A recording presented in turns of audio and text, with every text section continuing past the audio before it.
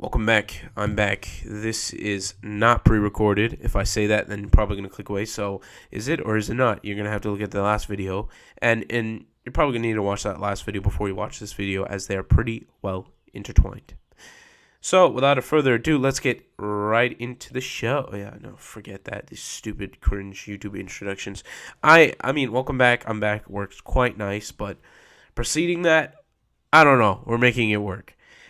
So today I'm talking about the importance of setting goals and stacking your life. In the last video, I announced, if you watched it, you should know that two of the people of the four that I was kind of talking about, two of the four types of people, were those of the day-by-dayers and those of the optimizers. If you're not familiar or you forgot, please go rewatch the last video, please. I mean, it would be nice if you did. But what do the day-by-dayers do? The day-by-dayers are the merely optimizers without goals. Think about this analogy. If you're a rock climber, if you are trying to ascend a smooth wall with no grips, with no, the points that rock climbers step and grab on, imagine there are none of those, and you're trying to go up a hill. Are you ever going to make it up the hill? No. Or a mountain? No. How are you going to grab? What are you going to grab? Where are you going to go? You're going to look at it and you're going to try, but you're going to fail. And that's the life of a day-by-day. You try and see a goal and you try and grab onto it, but there's nothing to grab onto and you just slip down. You live each day saying I'm going to get the most out of it, not truly trying to get the most out of it, or you might be, but simply not going anywhere. But if you look at those who set goals, that is how you become an optimizer. So you have to make sure that you are living each day to the fullest, that each day has its value, but you need to make sure that it's amounting to something. So I'm going to value today, and then I'm going to use the value of today to amount to something. And what you do is when you set those marks, you have different places. I'm going to reach there, I'm going to grab there. And I'm going to reach there, and I'm going to grab there. And I'm going to step there, and I'm going to step on that. And slowly, we work your way up and up and up.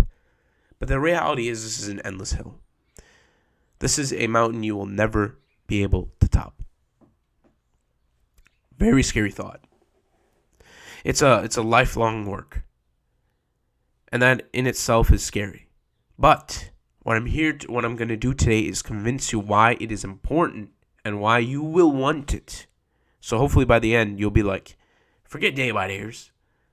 Give me them goals, give me them marks that I can take steps on to amount to whatever goal I need to. Let me start setting these and say, make sure all these things are on par with my life. So,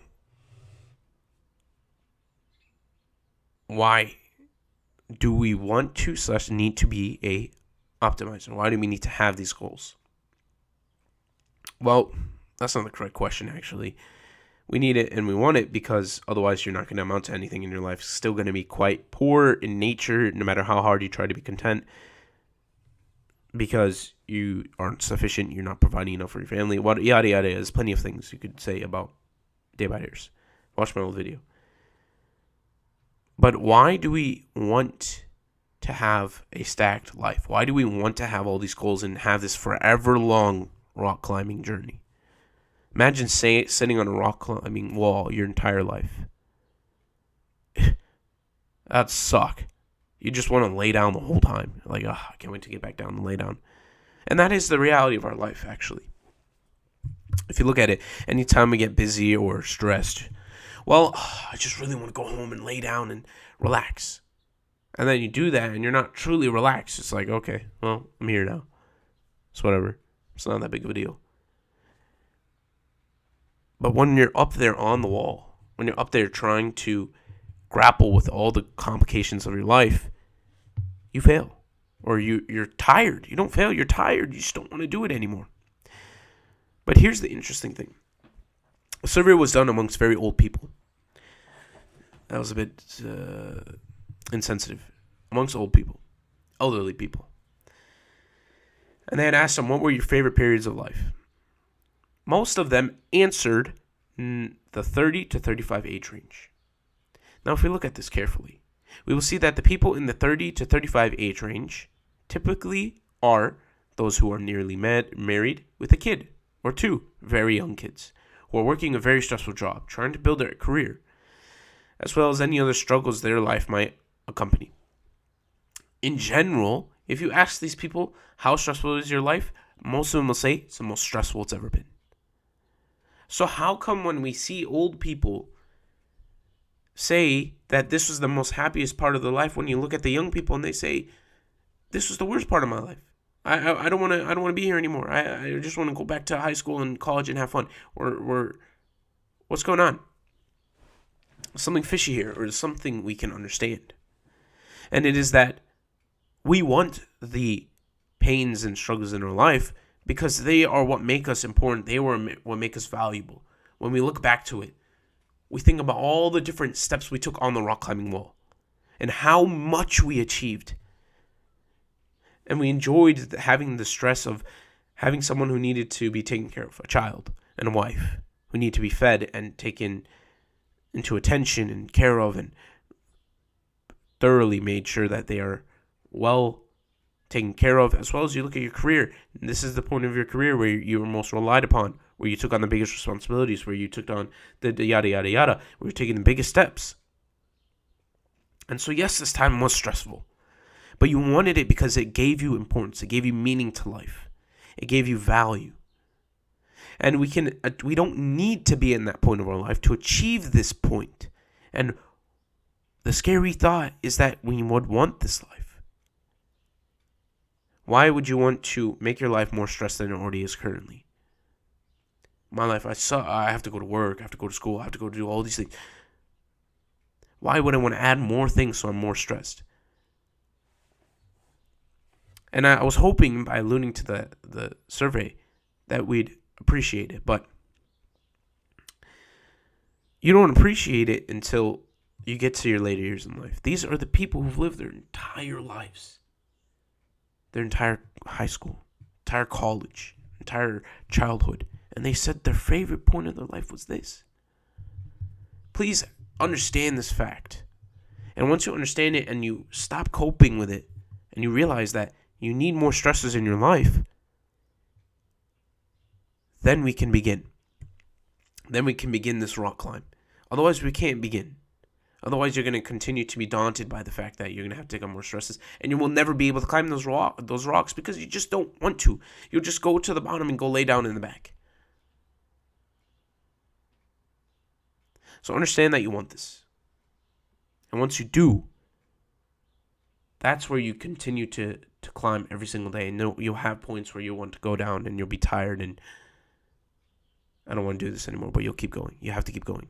And what you can get from this is you can finally, and for those of you who are very busy, as is very stressed, dealing with school and work, like myself, you'll find pleasure in the fact that you were busy, that you had these things that you needed to take care of, that you were needed, that you were making sure each goal is being submitted and taken down, and you'll enjoy the race. You'll enjoy the climb that is the wall. I have to try so hard to make sure my spirituality is intact whilst working with people who don't believe in the same things I do, who talk about way more degenerative, less appealing, more of the other three kinds of lifestyles outside of optimism to live for. And I'm sitting over here and I have to continue to do my thing and continue to be a Muslim, the best Muslim I can be, and continue to go to school. And it is a load I'm trying to hold on to and trying to bear. But that is what I find enjoyment through. So if we think ahead of time, if we stop thinking so present, we will see the value in stacking our schedule into adding our stressors. So for those of you who do have a lot of stresses, like I said, me and amongst a few people I even know, accept this is the reality. And know that you will look back and say, this is the great period of my life. This is the period where I truly did stuff and I'm proud of this point in my life. So use that as your motivator to keep going and going and going and going. And I'm not saying don't take rest periods. But I'm saying take those things, and if you don't have those goals or those points in lives that you don't know where to go, start trying to find them.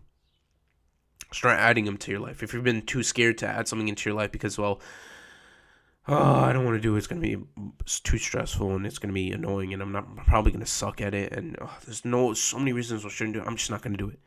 No, add it into your life and you'll thank me later. I hope. And to that, I say good luck.